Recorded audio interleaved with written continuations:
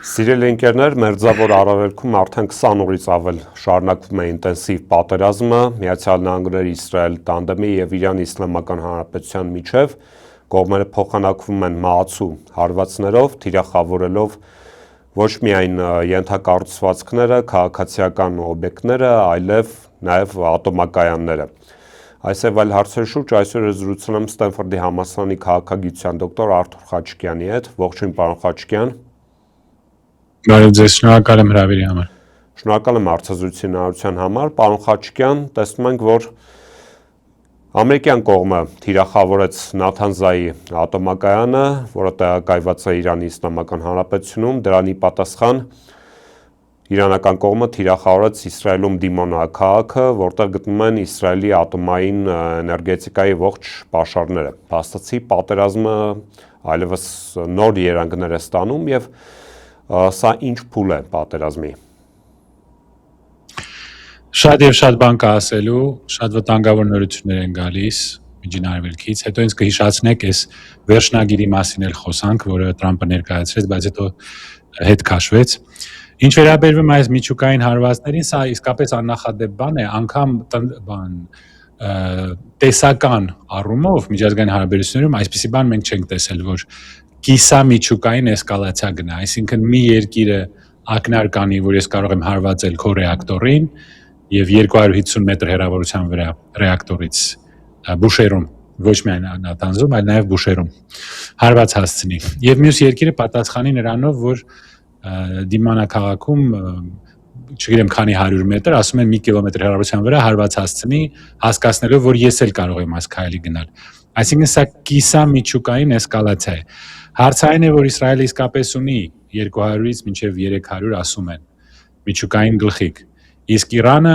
ինչպես ասում են եւ ինչպես հենց Իրանն է ասում, ունի 450 կիլոգրամ հարստացված ուրան, որով կարելի է սարքել 10-ից 11 գլխիկ, եթե դեռ չեն սարքել։ Սա ծայրահեղ վտանգ իրավիճակ է, բայց այնտեղ կատարվում են եւ մի քանի ուրիշ բաներ, եթե ուզում եք կպատմեմ դրանից։ Բնականաբար։ Ուրեմն Տրամպը վերջնագիր էր ներկայացրել Իրանին 48 ժամ տալով, որպեսզի բացել Հորմուզի նեղուցը, որովհետև տեսնում է, որ Իրանը տնտեսական առումով եւ քաղաքական առումով շահում է, հաղթում է այս պատերազմը։ Այդ վերջնագիրը պետք է այսօր սպառվեր Լոնդոնի ժամանակով մոտավորապես կեսգիշերին, Երևանի ժամանակով առավոտվա 4-ին։ Բայց նոր մենք ստացանք նորություն, որ Տրամպը ասեց մենք հետաձգում ենք մեր այդ վերջնագիրը, որովհետև ինչ որ լավ դրական նորություններ ունենք բանակցություններից, որը սուտ է։ Իրանը ասեց, որ սա սուտ է։ Իմ կարծիքով համարյա համոզված եմ, որ նրանք ուղղակի փորձում են վախեցնել Իրանը եւ տեսան, որ դա չի ստացվում։ Իրանը չի վախենում եւ 5 օրով երկարացրեցին իրենց վերջնագիրը։ Նրանք սպառնում էին հարվածել Իրանի բոլոր ինֆրաստրուկտուրային, էլեկտրականության ինֆրաստրուկտուրային, ոչնչացնելով էլեկտրական իրենց ստանցիաները։ Իսկ Իրանը պատասխանեց, որ եթե դուք այդպիսի բան անեք, մենք կոչնչացնենք ամբողջ Պարսից ծովի այդ փոքրիկ պետությունների, Էմիրատ, Քուվեյթ եւ այլն, իրենց ուրեմն ցանցը, էլեկտրացանցը եւ կոչնչացնենք Էմիրատներում գտնվող միջուկային էլեկտրոկայանը։ Նաեւ ջրի վերամշակման գործարանները։ Ապրեք, ջրի վերամշակման գործարանները, որոնք փաստորեն մարդկանց կարող են ծառավ թողնել, բայց արդեն այսօր այս տնտեսական հարվածի հետևանքները ամբողջ աշխարհով մենք զգում ենք, Լաոսում փակվել է, մեծ մասը Ասիայում իմիջիայլոց, Լաոսում փակվել է ԱԳՃԼԿ-ների կեսը, Ճապոնիայում, Մալազիայում, Հնդկաստանում, Թայլանդում արդեն հերթեր են բենզինի, որոշ պետությունների կառավարությունները արդեն սահմանափակել են երթևեկությունը մեքենաներով, մի օր քշում են, մի օր չեն քշում, մի քանի երկրում արդեն սրան է հասել։ Գները, նավթի գները նոր իջան, երբ որ Տրամպը հետ քաշվեց, իջան, բայց երբ Իրանը ասեց այսպիսի բան չկա, մենք ոչ մի բանի մասին չենք պայմանավորվել, գները նորից բարձրացան։ Հիմա արդեն $110-ից անցնում է Brent barrel-ի համար եւ կարծում եմ, որ շուտով կարող է հասնել $200-ի։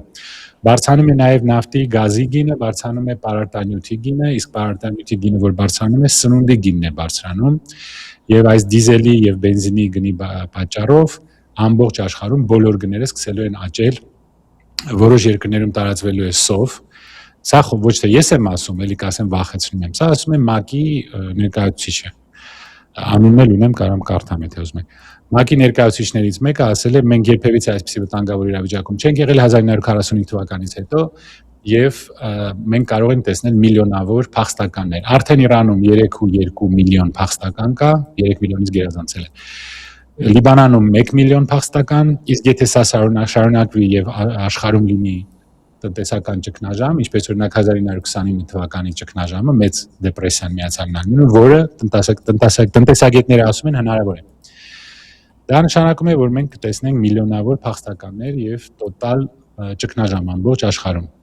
Եվ հետո, ուրեմն մի քանի օր հետո ռեգիոն են գալու Միացյալ Նահանգների ծովայինները։ Տրիպոլի եւ Բոքսեր երկու նավերով բերում են մոտ 5000 Marines ծովայիններ եւ եւս մեկ շատ վտանգավոր որոշում այդ ուժերով փորձել բացել նեղուցը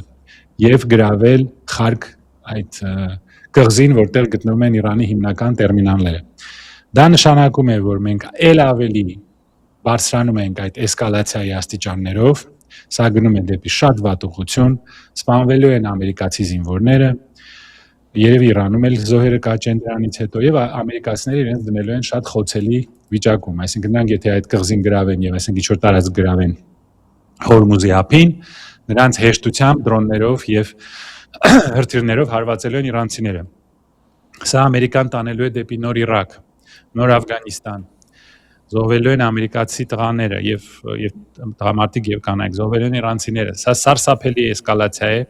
ցավոք սրտի մենք չկարողացանք, ոչ մեկը չկարողացավ կանգնեցնել սա, այսինքն ոչ թե ես, այլ Միացյալ Նահանգներում աշխատող վերլուծաբանները չկարողացան համոզել այս ադմինիստրացիային, որ պետք է այս քայլին գնալ։ Այս անձը ենթարկվում է Նետանյահուի կամքին, որը 40 տարի երազել էր այսպիսի բան լիներ։ Աֆղանիստանում Միացյալ Նահանգները մնաց 20 տարի, կորցրեց 2.5 հազար զինվոր եւ մի քանի 100,000 աֆղանիստանցի Աֆղանիստանի բնակչությունից մահացավ։ Իրաքում 8 տարի մնացին, կորցրեցին մոտ 4000 զինվոր եւ 100,000-ավոր իրաքցիներ մահացան։ Հիմա մենք գնում ենք նույն ճանապարհով։ Սա ծայրահեղ վտանգավոր է, բայց ես ամեն օր ասում եմ վտանգավոր է, բայց ամեն ինչ շարունակվում է։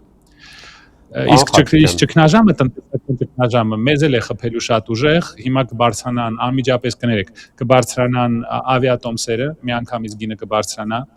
զբոսաշրջիկությունը կպակասի, հոթելների գները, հյուրանոցների, սննդի գները բարձրանալու են,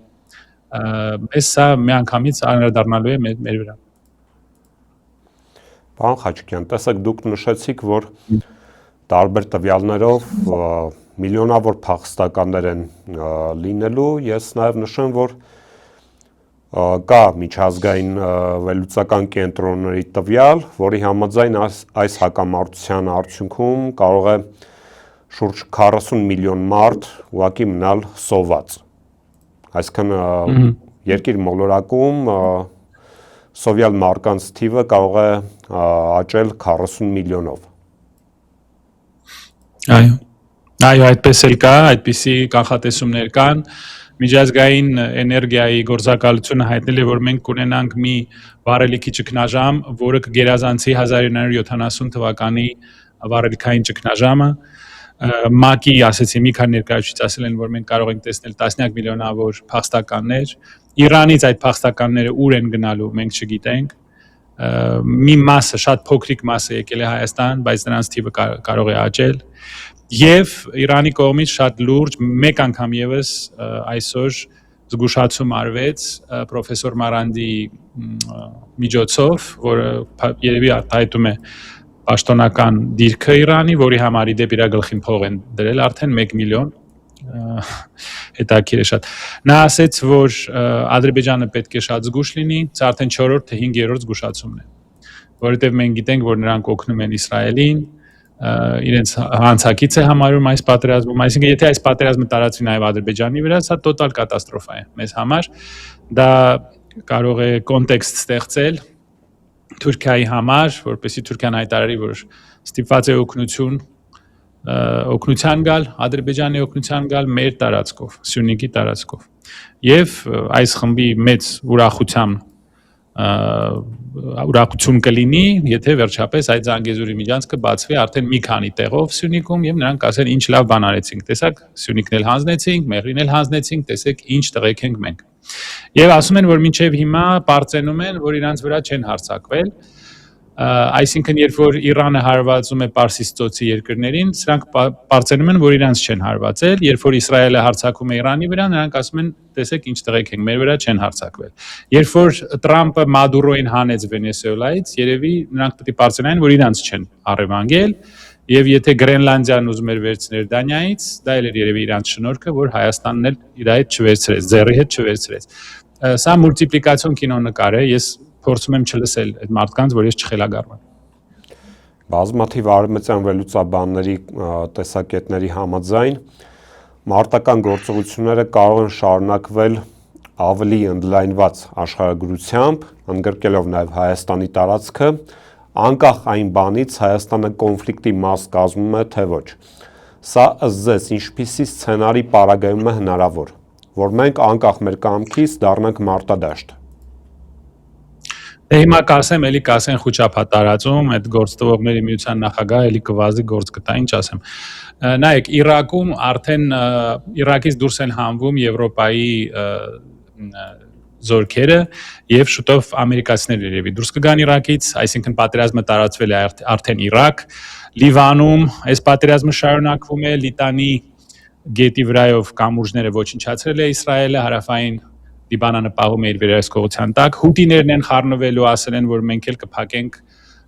եթե լինի այսպիսի հարձակում Իրանի վրա, մենք կփակենք Կարմիր ծովը։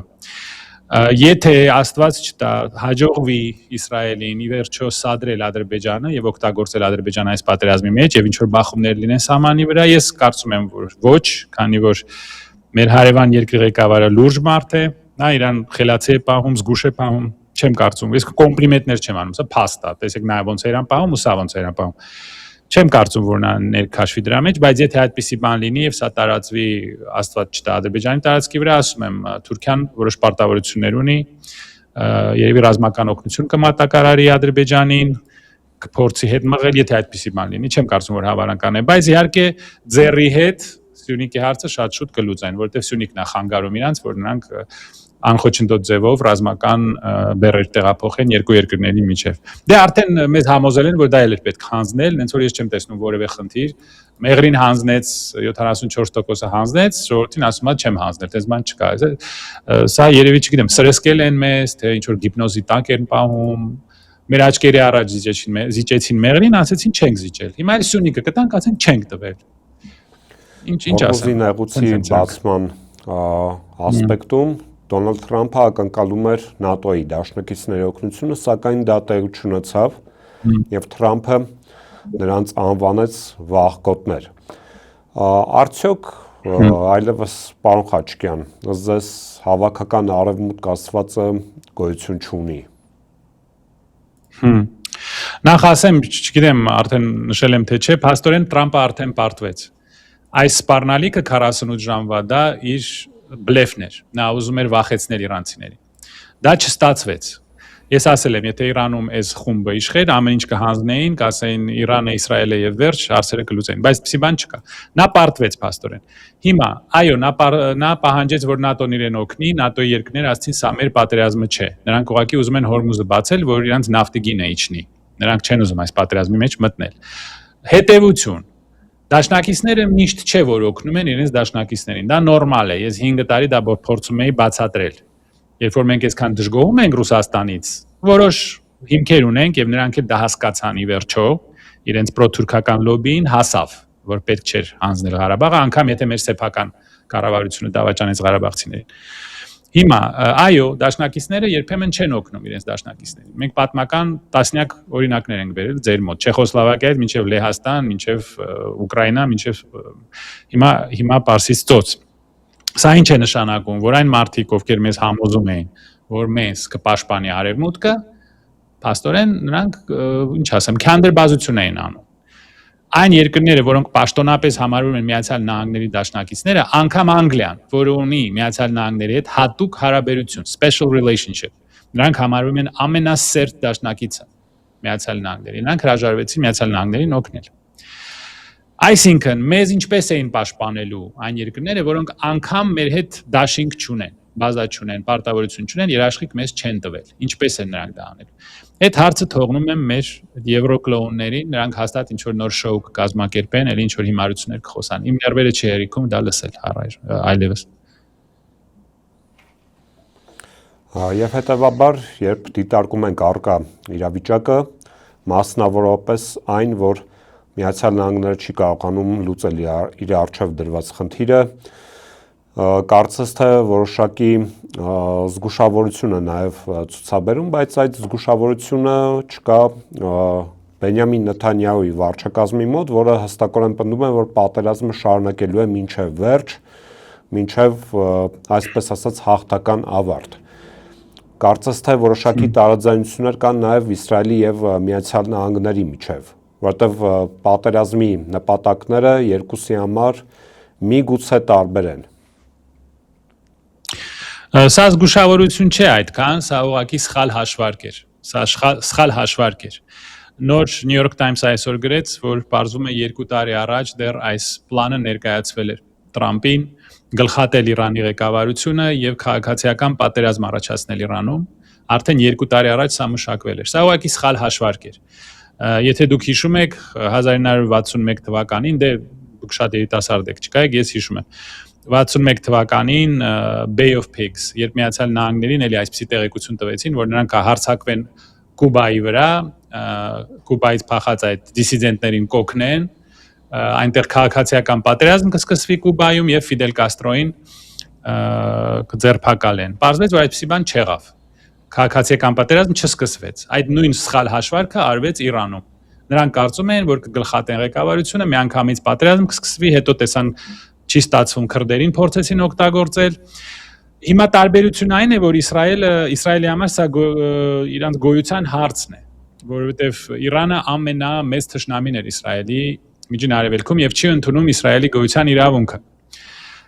Եվ սպոնսորվում է մի քանի խումբ, որը Իսրայելը համարում է ահաբեկչական, օրինակ Հիզբոլլան եւ Խամասը,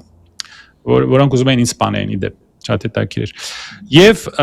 Իսրայելի համար սա գոյաբանական խնդիր է, բայց Իսրայելը այս խնդիրը լուծում է Ամերիկայի ձեռքերով, ամերիկյան զինվորների ձեռքերով եւ կյանքերով, քանի որ բացարձակ վերահսկողություն ունի Վաշինգտոնում։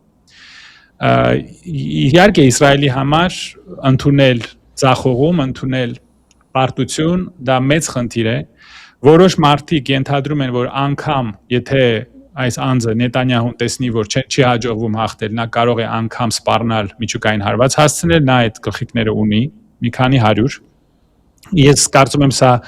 այդքան էլ հավանական չէ, որովհետև դա Իսրայելին կդարձնի ոնց են ասում pariah, այսինքն մի պետություն, որը օրենքից դուրս է, միջազգային հանրությունը, չնայած գիտեք, մյուս կողմից 70,000 պաղեստինցի կմեկուսացվի, այո, բայց մյուս կողմից 80,000 պաղեստինցի սպանեց, ոչ ոք իրան ոչ մի բան չի ասում։ Այսինքն միջազգային օրենք չկա, միջազգային հանրություն չկա։ Սա է այն աշխարհը, որտեղ մենք ապրում ենք։ Իսկ Տրամպը արդեն պարտվել է։ Տնտեսապես նա պարտվել է, բորսաները ամբողջ աշխարհում ընկնում են, գները բարձրանում են, ամերիկացիները հիմա ամեն անգամ աշխատանքի գնալուց եւ հետ գալուց տեսնելու են, թե ինչքան արժի բենզինը։ Լոս Անջելեսում արդեն 6-7 դոլար է գալոնի համար 4 լիտր մոտավորապես, դա շատ բարձր է։ Մարդկանց փողը պրծնում է, առանց դրա էլ միջին դասը շատ համեստ է ապրում Միացյալ Նահանգներում, սա 80-ական 90-ականները չեն, որոնք ես տեսել եմ։ Եվ իր քաղաքական դիրքը մեծ ճեղք, նա մեծ հարված ստացավ։ Նախ, որովհետև տեսնում է, որ տնտեսական վիճակը վատանում է Միացյալ Նահանգներում, դա արժանալու է իրան ամերիկացիների ձայներ։ Եվ երկրորդը տեսակ, իր ամենամոտիկ մարդկանցից մեկը հրաժարական տվեց։ Ես պետք է հիանամ այդ մարդով, որ նա տղամարդկություն ունեցավ եւ արժանապատվություն ունեցավ։ Ասել, որ սա այս պատերազմը մեզ պետք չէր, որևէ սպառնալիք Իրանից չկար, սա ուղղակի արվում է երրորդ պետության շահերը պաշտպանելու համար։ Իդեպ դեմոկրատների առաջնորդը ներկայացուցիչների պալատի ներկայացուցիչ հայտարարեց, որ երկրին իշխանապահություն է անհրաժեշտ եւ արդյոք այս պարագայում, եթե նոյեմբեր ամսին կոնգրեսի միջանկյալ ընտրությունները ավարտվեն հանրապետականների պարտությամբ, ինչպես որ կանխատեսվում է, արդյոք կզես չի առաջանա իմպիչմենթի օրակարգ։ Այո, ինչպես ասում էինք ձեր մոտ, մի քանի անգամ, ես կարծում եմ, որ սա գնում է դեպի impeachment, Տրամպը խաբեց իր ժողովրդին, խաբեց մեզ բոլորիս, ինձ էլ, որովհետև ես հավատում եի, որ նա կլինի խաղաղության Պրեզիդենտ, ասեց այլևս ոչ մի պատերազմ չեմ սկսի, խաղաղություն կբերեմ, միայն մի դեպքում խաղաղություն բերեց, երբ այս խմբին ծնկի բերեց եւ կապիտուլյացիա ստորագրեց, մեղրին հանձնել տվեց։ Դա էր իր խաղաղությունը։ Բացի դրանից խաղաղություն նա չի բերել։ Բոլորին է սպառնում է։ Հիմա էլ Կուբայում է ուզում կառավարություն փոխի։ Նոր հայտարարեց։ Նա թողում է մի մարդու տպավորություն, որը մի քիչ ինչպես ամերիկացիները ասում են, իր շարիկները կորցրել է։ Այնտեղ էլ ինչ որ շատ հետաքրքիր երևույթներ կան, այդ իր գրառումները Twitter-ի վրա, սա հավասարակշիռ մարդու գրած չի։ Նա արդեն ցայտնոտի մեջ է ստրեսի տակ է, տեսա, որ սխալ է կատարել, Իրանը չի հանձնվում եւ նա հիմա պարտվում է։ Նա գնալով պարտվելու է։ Եթե նա այս ինքնասպանությանը գնա եւ ցամաքային ուժեր տեղադրի Իրանում, դա Իրաքից ավելի վատ է լինելու, որտեղ Իրանը 2 թե 3 անգամ ավելի խոշոր է, ունի խոշոր բնակչություն, 90 միլիոն մարդ, սկսվելու է եւ ահաբեկչությունը, եւ այդ տարբեր ձևի զինատեսակներ են օգտագործելու։ Սա լինի Աֆղանստանից ավելի վատ։ Նա բերում է impeachment-ի արդեն 26 տարածքներում, փոքրիկ տարածքներում Միացյալ Նահանգներում ընտրվել են դեմոկրատական կանդիդատներ եւ ոչ թե հանրապետական։ Այսինքն ակնհայտ է, որ Տրամպը կորցնում է իր դիրքերը Միացյալ Նահանգներում։ Աշնանը համարյա համոզված եմ, ես Եվրոբեսեդկագետ չեմ, ես զգուշ եմ փորձում խոսել, համարյա համոզված եմ, որ նա չի հաղթի։ Դեմոկրատները կհաղթեն եւ դրանից հետո անպայման կարծում եմ, որ անպայման impeachment-ի հարցը կկանգնի։ Քանի որ այս մարդը մի ամբողջ ազգ խաբեց, ենթարկեց մի ուրիշ կառավարության կամքին, դավաճանեց ամերիկացիներին, արդեն 13 զինվոր է սպանվել Իրանում եւ եթե Աստված չտա նրանք իսկապես տեղակայեն իրենց զորքերը, դա հարյուրների եւ հազարների կհասնի։ Իրաքում 4.5, Աֆղանստանում 2.5։ Նա պարտվելու է, Տրամպը արդեն պարտվեց եւ Իրանը դա զգում է, հիմա հարցային է թե ինչ է պահանջելու Իրանը։ Իրանը երևի պահանջելու է, որ բազաները փակվեն։ Պարսից ծոցում դա չեմ կարծում, որ Ամերիկան կարողանա կատարի, որ Իրանը շարունակի ինչ որ սահմանափակ միջուկային ծրագիր հնարավոր է դա լինի եւ որ սանկցիաները հանեն, կարող է պահանջեն, բայց դա երևի չի լինի կամ եթե լինի միանգամից կարող են հետ բերել այդ սանկցիաները, ինչպես արեցին 2018 թվականին։ Եվ վերջում եկեք խոսենք մեր ներքաղաքական իրողությունների մասին։ Ազգակործան պատվասը 3 հերթական անգամ հայտնվել էր սկանդալի կենտրոնում։ Երևանի մետրոյում գորգրացել էր, մատ էր թափ տվել արցախցի կնոջ վրա նրա մանկահասակ երեխայի ներկայությամբ։ Ըստ Նիկոլ Փաշինյանի այս ջղացիկ դրսևորումները ինչի մասին են խոսում։ Դուք գիտեք, որ ես ամեն անգամ որ տանձի մասին խոսք է գնում, ես չեմ սիրում դա ներվայնանում եմ, բայց ստիպված եմ այո ասել։ Դուք հիշում եք իր 2020 թվականի այդ գեղեցիկ ճառը, երբ որ ասում էր մեր նոր Սարդարապատն է, հիշում եք, չէ՞։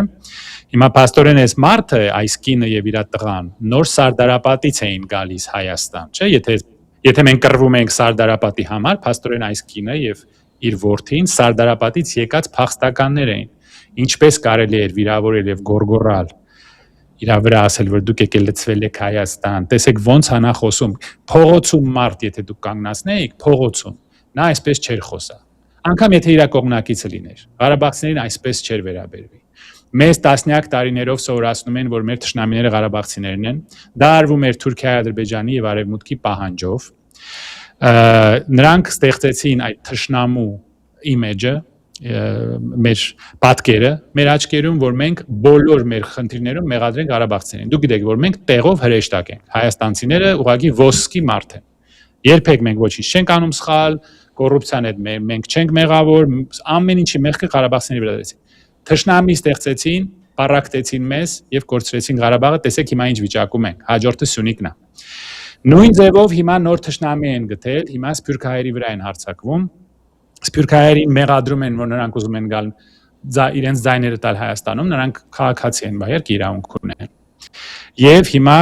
սահմանադրությունը փոխում են այնպես, որ նրանք որևէ արտոնություն չունենան ստանալ քաղաքացիություն Հայաստանի։ Այսինքն, երբ որ 88 թվականի Սպիտակի երկրաշարժի ժամանակ, որ ես իմ աչքերով եմ տեսել, ամեն օր ինքնաթիռ էր իջնում Երևան եւ Սփյուռքը մեզ օգնություն էր ուղարկում, սնունդ, ֆինանսական միջոցներ, բժշկական տարբեր սարքեր ուղարկում էր Հայաստան, մենք դա այն ժամանակ սիրում էինք։ 90-ականներին, որ մենք սոված ծառավ մութ ցուրտ տարիներին ապրում էինք, մեր հանճարեղ որոշումների հետևանքով, ատոմակայանը փակելու հետևանքով։ Այդ տարիներին, որ մենք սոված էինք, որ մենք ցրտի մեջ էինք ապրում եւ այդ ամբողջ օգնությունը Սփյուռքը մեզ ուղարկում էր։ Ամեն շաբաթ ինքնաթիռ էր իջնում Հայաստան, ամեն շաբաթ Սփյուռքից, տարիներով, ես դա հիշում եմ։ Այդ մեր դուրը եկել էր։ Երբ որ դուք կասկադով ֆրֆռում եք, կապուչինո եք խմում, թիկնապաներով մարդկանց երեսին թքում եք։ Այդ կասկադը սարքվել է Սփյուռքի փողերով, Կաֆեջանի փողերով։ Դա էլ հիշացնենք ձեզ։ Երբ որ դուք Երևանով երթևեկում եք այդ ասֆալտի վրա, որը սարքվել է Սփյուռքի փողերով, Գերգ Գրիգորյանի փողերով, Lindsay Foundation, երբ որ դուք գալիս եք մեր օդանավակայան, որը կառուցվել է արգենտինացի սփյուռքահայի միջոցներով, անունը մոռացել եմ։ Եթե դուք գնում եք գինի եք փորձ համ տեսում Հայաստանում, որը նույնպես սփյուռքահայերն են սարքել, այդ ժամանակ ձեր սփյուռքահայությունը ձեզ դուրը գալիս է, Սփյուռքը մեր դուրը գալիս է։ Երբ որ դուք գնում եք Փարիզում գորգորում եք, ձեր կողքն էլ այդ ֆրանսիացին Շարլ Ազնավուրը ցիտում, դուք բարձրանում եք, որ Շարլ Ազնավուրը ձեր հայրենակիցն է։ Այդ ժամանակ ձեր Սփյուռքը պետք է։ Երբ որ դուք Սերժ Թանկյան եք բերում, որ հիմարի պես գա եւ այս հեղաշրջմանը աջակցի, հետո անգամ ներողություն էլ չխնդրեց դրանից հետո։ Եվ Արսինեա թե Արփինեա մոռացա անունը, ոչ էլ պետք է հիշեմ, որ գալիս էին Հայաստան խառնակցությամբ էին զբաղվում, այդ ժամանակ Սփյուռքը լավ էր։ Երբ որ Կոնի Ուեսթը թռնում էր մեր բանը օպերայի դեմի այդ լիճը, ձեր դուրը գալիս Կարապի լիճը, այո։ Այդ ժամանակ մեզ Սփյուռքը պետք էր, իսկ հիմա մեզ Սփյուռքը պետք չի, որ ամեն տարի միլիարդավոր դոլարներ ենք ստանում Ռուսաստանից, այն մարդկանցից, ովքեր մեզ սնում են, Հայաստանի կեսը պահում են, եւ Ամերիկայից, եւ Եվրոպայից։ Իսկ հիմա Սփյուռքն են դարձնում մեր թշնամին։ Դուք տեսեք, էլի պարակտում են։ Սա նույն ձևով թուրքերը մորթում են հայերին ցեղասպանության ժամանակ։ Մի շրջանում սկսում էին, մյուս շրջանը սպասում էր։ Իրենց ասում են, որ ձեզ ձեռ չենք տա։ Հետո դանակը հասնում էր իրանց։ Հիշում եք այդ հայտնի պատմությունը, որ պոլիսում հայերը սուրճ էին խմում, Ադանայում հայերին մորթում են։ Այդ այնց մեզ պարակտում են։ Եվ դա անում է այս խումբը։ Եվ այս խումբը գտնվում է այդ արտասահմանյան տերերի ազդեցության տակ եւ աշխատում է իր ամբողջ այդ քարոզչական բանակով։ Իսկ մեր շուրջը սկսվել է համաշխարհային պատերազմ։ Մեր ռեգիոնի մասշտաբներով սա համաշխարհային երրորդ պատերազմ է, մնում է միայն, որ գործը հասնի Ասիային, Չինաստանն էլ խառնվի, մենք արդեն կլասիկ համաշխարհային պատերազմի պայմաններում ենք ապրում, իսկ դուք կուկուրուզ կրծեք։ Եվ վերջերս ասցին պաղպաղակել ենք ուտում։ Թող ուտեն։ Շնորհակալ եմ հետաքրքիր զրույցի համար։ Սիրելի ընկերներ, իմ հյուրներ Ստենֆորդի համալսարանի քաղաքագիտության դոկտոր Արթուր Խաչիկյանը, ձեզ հետ Դավիթ Ֆիդանյանը, բաժանորդագրվեք Antifake YouTube-յան ալիքին, կհանդիպենք։